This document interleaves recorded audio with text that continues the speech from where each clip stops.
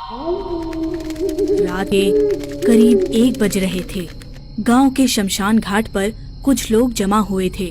वैसे तो शमशान घाट पर औरतों का जाना मना होता है, पर वहां कुछ औरतें भी मौजूद थी। शायद किसी की मौत हो गई थी, लेकिन न जाने वो कौन अभागा था जिसकी मौत होने पर भी किसी की आंखों से एक बूंद आंसू भी नहीं टपक रहा था। वो सब लोग शांत खड़े एक एक करके सामने रखी चिता पर लकड़ियां डालते जा रहे थे। लकड़ियां डालने के बाद सभी लोग पीछे हट गए।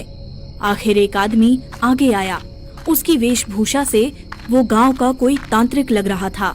वो तांत्रिक चिता के सामने आकर खड़ा हो गया और कोई मंत्र पढ़ने लगा। फिर उस तांत्रिक ने अपना सिर पीछे घुमाकर किसी को इशारा किया। पीछे खड़े लोगों में से एक आदमी सामने आया। वो आदमी बहुत डरा हुआ था। आसपास तेज ठंडी हवाएं चल रही थी। फिर भी न जाने क्यों उसका चेहरा पसीने से तरबतर हुआ जा रहा था।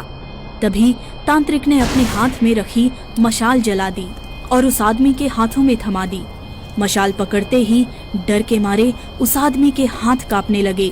फिर भी वो अपने कांपते हुए हाथों में मशाल लिए चिता की तरफ बढ़ने लगा। वो चिता को आग लगाने ही वाला था कि तभी उस पुलिस की गाड़ी की सायरन सुनाई दी।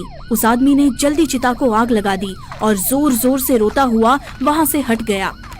तभी पुलिस की गाड़ी वहाँ पहुँच गई। चिता अभी जलनी शुरू ही हुई थी कि 2 पुलिस वाले गाड़ी से उतरे और गाड़ी पर रखे पानी के कंटेनर लेकर चिता की तरफ बढ़े। उन्होंने पानी डालकर चिता की आग बुझा दी। फिर पुलिस की गाड़ी से एक औरत रोती हुई बाहर निकली। वो दौड़ती हुई चिता के पास आई और चिता से लकड़ियां हटाने लगी। उसने चिता पर रखी सारी लकड़ियां हटा दी। चिता पर एक लड़का था जिसके हाथ और पैर रस्सियों से बंधे हुए थे। उसका मुंह एक काले कपड़े से ढका हुआ था। उस औरत ने जैसे ही लड़के के चेहरे से कपड़ा हटाया, उस लड़के ने गहरी सांस ली और एक शब्द कहा, माँ, मुझे बचा लो माँ। पुलिस वाले ये देखकर दंग रह गए। तभी उस लड़के की माँ ने चिता जलाने वाले उस आदमी की तरफ इशारा करते हुए दरोगा से कहा, दरोगा जी, इस आदमी को छोड़ना नहीं। ये इंसान नहीं, हैवान है। इसने अपने ही बेटे को जिंदा जलाने की कोशिश की है। ये सुनकर पुलिस वाले हैरान हो गए। उनके मन में कई सवाल उठ रहे थे। आखिर ये कैसा बाप है जो अपने ही बेटे को जिंदा जलाने वाला था। तभी लड़के के पिता किशोर ने मिथिला से कहा, मिथिला, ये तुमने क्या कर दिया? तुम इसे बचाकर ठीक नहीं कर रही हो। हट जाओ हमारे रास्ते से। तभी गांव की कुछ औरतें मिथिला को पकड़कर खींचती हुई वहां से ले जाने लगी। मिथिला चीखने चिल्लाने लगी, दरोगा जी, मेरे बेटे को बचा लीजिए, ये दरिंदे उसे मार डालेंगे। दरोगा जी, ये हमारे गांव का मामला है। आप इस मामले में ना ही पड़े तो अच्छा होगा। आप लोग यहाँ से चले जाइए और हमें अपना काम करने दीजिए। आखिर तुम लोगों की ये कैसी दरिंदगी है जो एक मासूम लड़के को जिंदा जला रहे हो? आखिर इसने तुम लोगों का क्या बिगाड़ा है? दरोगा जी, ये कोई मासूम लड़का नहीं है। ये एक नरभक्षी राक्षस है। इसने गांव के मासूम लोगों का शिकार करके उन्हें जिंदा ही खा लिया है। अब बस, बहुत हुआ। ऐसी मनगढ़ंत कहानियां मैं बहुत सुन चुका हूँ। ये बस तुम लोगों का अंधविश्वास है और कुछ नहीं। सीधी तरह से उस लड़के को छोड़ दो, वरना हमें सख्त कदम उठाने पड़ेंगे। हवलदार, जाओ, लड़के को ले आओ।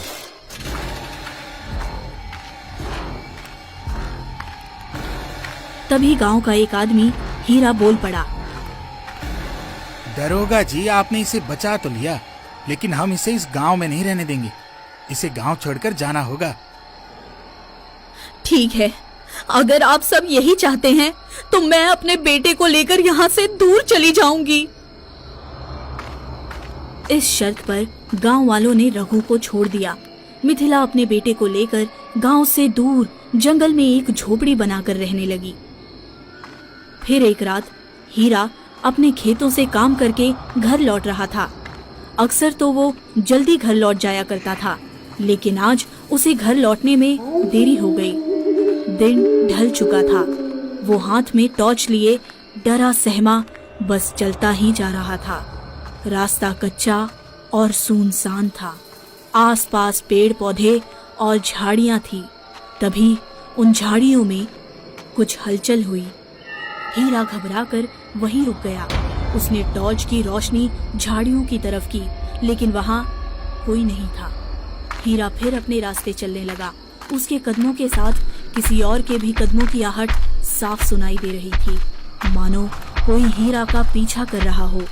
हीरा मुड़कर पीछे देखना चाहता था, पर वो इतना डरा हुआ था कि उसकी पीछे मुड़ने की हिम्मत नहीं हो रही थी।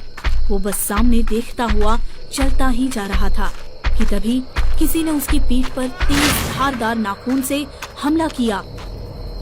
हीरा की पीठ खून से लथपथ हो गई, लेकिन उसने तभी भी पीछे मुड़कर नहीं देखा और वो जितनी तेज हो सके भागने लगा।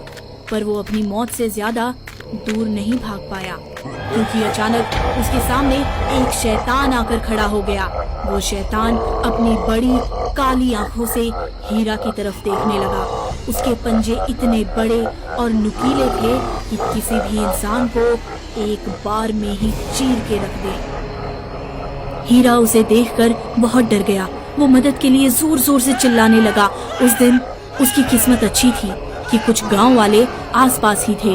वो हीरा की आवाज सुनकर तुरंत भागे चले आए।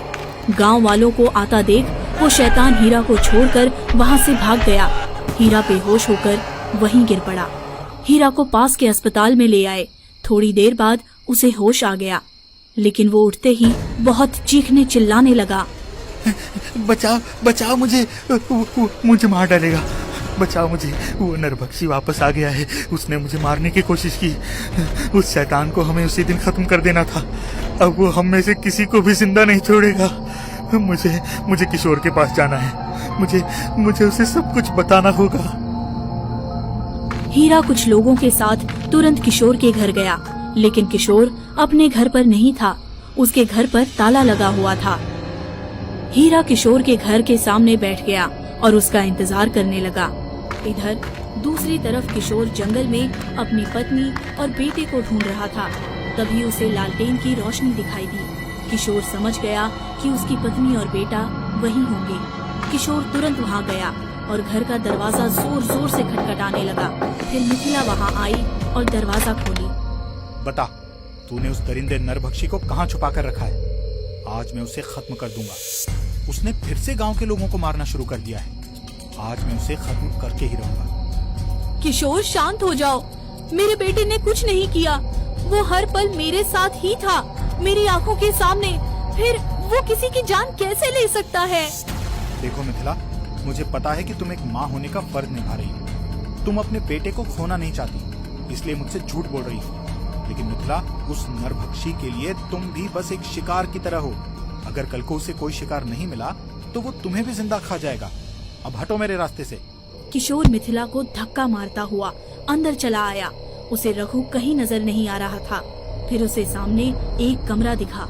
किशोर लालटेन लेकर तुरंत उस कमरे में गया। उस कमरे में जाते ही उसने कुछ ऐसा देखा कि जिससे उसके पैरों तले जमीन खिसक गई। उसने देखा कि सामने रघु का कटा हुआ सिर जमीन पर पड़ा हुआ था। रघु का आधा खाया हुआ शरीर किशोर के कदमों के सामने पड़ा हुआ था। वो घबराता हुआ कमरे से बाहर भागा। वो जैसे ही बाहर निकला, सामने मिथिला खड़ी थी। मिथिला के चेहरे पर एक हल्की मुस्कान थी। किशोर उसे देखकर चौंक गया। फिर देखते ही देखते मिथिला एक शैतान में बदलने लगी। उसका शरीर भयानक हो गया। उसके हाथों से धारदार पंजे बाहर निकल आए। अब वो पूरी तरह शैतान बन चुकी थी। किशोर उसे देखकर थर थर कांपने लगा। वो तुरंत वहां से भागा। भागते वक्त वो सिर्फ एक ही शब्द बोले जा रहा था, बेटा, मुझे माफ कर देना, मैंने तुम्हें गलत समझा। किशोर गांव की तरफ भागने लगा, लेकिन इससे पहले कि वो गांव पहुंच पाता, नरभक्षी ने उसे सामने से घेर लिया। उसने अपने धारदार पंजे किशोर के आर पार घुसा दिए और उसे खींचती हुई घने जंगल में ले गई। हीरा किशोर का इंतजार करता रहा, लेकिन किशोर कभी लौटकर नहीं आया। गांव वालों को कभी पता नहीं चल पाया कि वो नरभक्षी रघु नहीं, बल्कि उसकी माँ मिथिला थी। वो हर रोज किसी न किसी गांव वाले का शिकार करती रही। फिर डर के कारण सारे गांव वाले गांव छोड़कर कहीं और चले गए।